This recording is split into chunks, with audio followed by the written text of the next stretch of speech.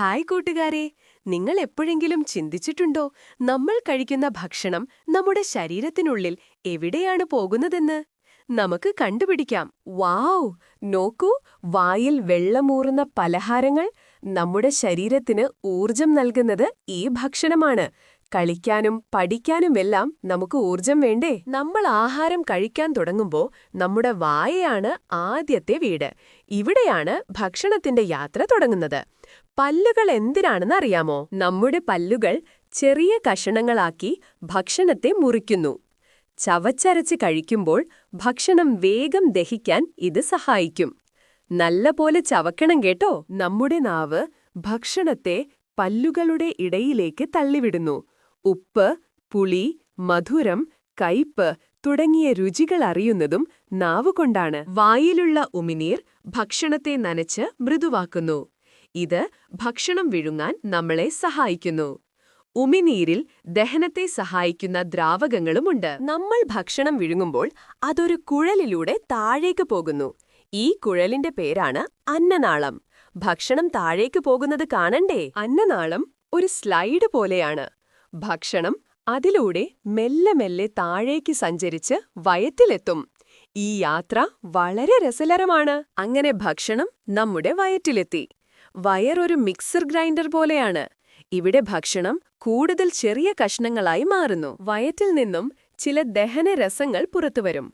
ഇവ ഭക്ഷണവുമായി കലർന്ന് അതിനെ ഒരു സൂപ്പ് പരുവത്തിലാക്കി മാറ്റുന്നു.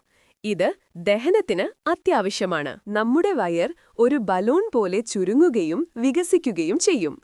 ഇത് ഭക്ഷണത്തെ ദഹനരസങ്ങളുമായി നന്നായി കൂട്ടിക്കലർത്താൻ സഹായിക്കുന്നു. വയറ്റിൽ നിന്നും ഭക്ഷണം ഒരു നീണ്ട ചുറ്റിപ്പിണഞ്ഞ കുഴലിലേക്ക് പോകുന്നു. ഇതിന്റെ പേരാണ് ചെറുകുടൽ. ഇവിടെയാണ് യഥാർത്ഥ മാജിക് നടക്കുന്നത്. ചെറുകുടലിൽ വെച്ചാണ് നമ്മുടെ ശരീരത്തിന് ആവശ്യമായ നല്ല കാര്യങ്ങളെ ഭക്ഷണം വേർതിരിച്ചെടുക്കുന്നത്. ഇതിനെയാണ് പോഷകങ്ങൾ എന്ന് പറയുന്നത്. കരൾ, പാൻക്രിയാസ് തുടങ്ങിയ അവയവങ്ങൾ ചെറുകുടലിന് സഹായവുമായി എത്തും. അവർ അയക്കുന്ന ദ്രാവകങ്ങൾ ഭക്ഷണം വേഗം ദഹിപ്പിക്കാൻ സഹായിക്കുന്നു. ചെറുകുടലിന്റെ ഭിത്തികളിലൂടെ ഈ പോഷകങ്ങൾ നമ്മുടെ രക്തത്തിലേക്ക് കലരുന്നു. രക്തം ഈ പോഷകങ്ങളെ ശരീരത്തിന്റെ എല്ലാ ഭാഗത്തും എത്തിക്കും. രക്തം ഒരു ഡെലിവറി ബോയിയെ പോലെയാണ്. ഇത് പോഷകങ്ങളെ നമ്മുടെ പേശികൾക്കും തലച്ചോറിനും എല്ലുകൾക്കും എല്ലാം എത്തിച്ചുകൊടുക്കുന്നു. ദഹിക്കാത്ത ഭക്ഷണം പിന്നീട് വൻകുടലിലേക്ക് പോകുന്നു. വൻകുടൽ ചെറുകുടലിനേക്കാൾ വലുതും വീതി കൂടിയതുമാണ്. ഇവിടെ എന്താണ് സംഭവിക്കുന്നത്? വൻകുടലിന്റെ പ്രധാന ജോലി വെള്ളം വലിച്ചെടുക്കുക എന്നതാണ്. നമ്മുടെ ശരീരത്തിന് വെള്ളം വളരെ അത്യാവശ്യമാണ്. അതുകൊണ്ട് ഒട്ടും പാഴാക്കില്ല. വെള്ളം വലിച്ചെടുത്ത ശേഷം ബാക്കി വരുന്ന വേസ്റ്റ് മലമായി മാറുന്നു. ശരീരം ഇത് പുറന്തള്ളാൻ തയ്യാറെടുക്കുന്നു.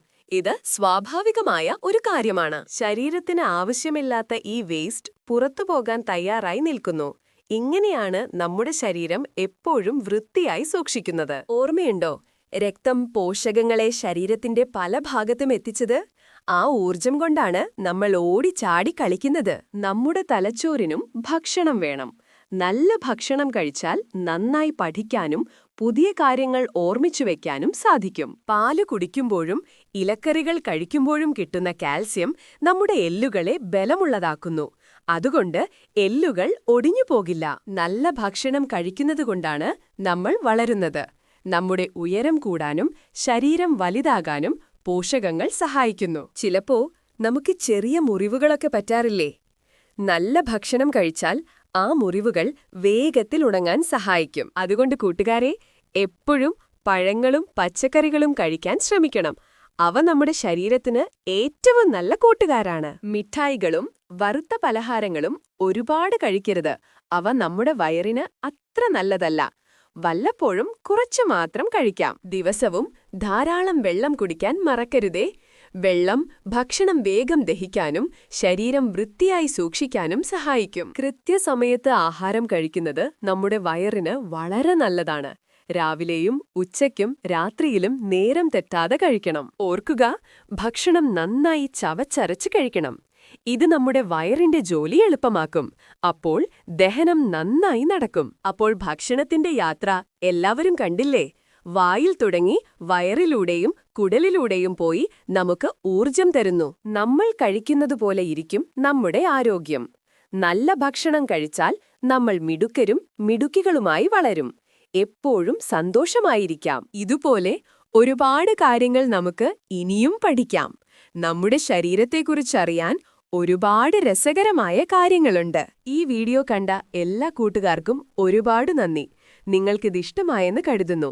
പുതിയ അറിവുകളുമായി ഞങ്ങൾ വീണ്ടും വരും. ഇതുപോലുള്ള രസകരമായ വീഡിയോകൾ ഇനിയും കാണാനായി ഞങ്ങളുടെ ചാനൽ സബ്സ്ക്രൈബ് ചെയ്യാൻ മറക്കരുത്. താഴെയുള്ള ബെൽ ബട്ടൺ അമർത്തുക.